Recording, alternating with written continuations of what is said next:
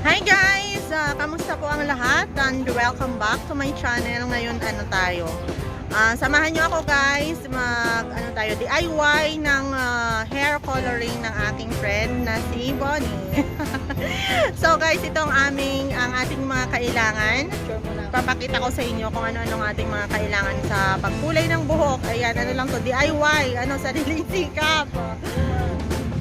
So guys, ito yung ating mga kailangan. Of course, meron tayong hair color.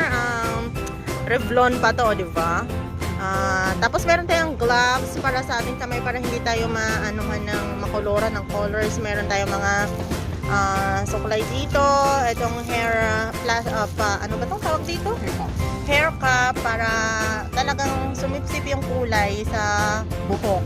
And then meron tayong mga clips and tali, ang plastic pamaya para i-cover natin sa likod ni Bonnie para hindi madumihan ang kanyang damit. And then meron tayo ditong improvised lang to guys kasi dapat lang kami nandito lang kami sa labas at saka wala kami makuha kaya ito na lang yung aming improvised container para ilagay dito mamaya yung mixture ng hair color.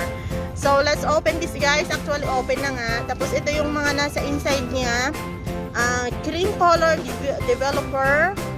Ayan. And then meron din siyang anong tawag dito? After color conditioner. And then meron siyang anong kamay ko dun ano ba to? Revlon color silk. Ito yung imimix natin dito. I-mix tong dalawang to. Ayan. I-mix natin and then i-apply na natin sa buhok. Ang instruction dito guys, i-combine lang tong dalawang to. So na-combine na and then i-shake mo lang siya hanggang sa ang color ay na-mix na ng mabuti. So ito, ilalagay natin sa ating container. Let's start to pour it in the container. Isuot natin yung gloves guys. Isuot natin yung gloves. And then pour out the mixtures here. Tabi na nga natin to. Pour out natin yung mixture natin sa improvised container. Kailangan pa bang ganito? Or pwede na itong idiretso siguro. I-post mo muna.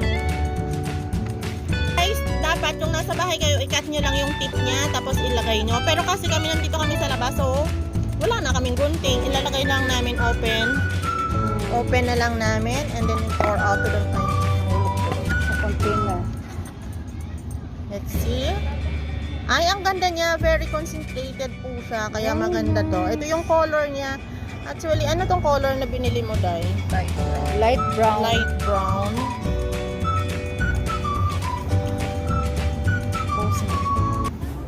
So guys, maglalagay na tayo ng cover ng kanyang ito. Hindi pa naman naka-on yan. I-on nyo na. Ano na yung buhok mo, Day? Ano yan? Ano lang yung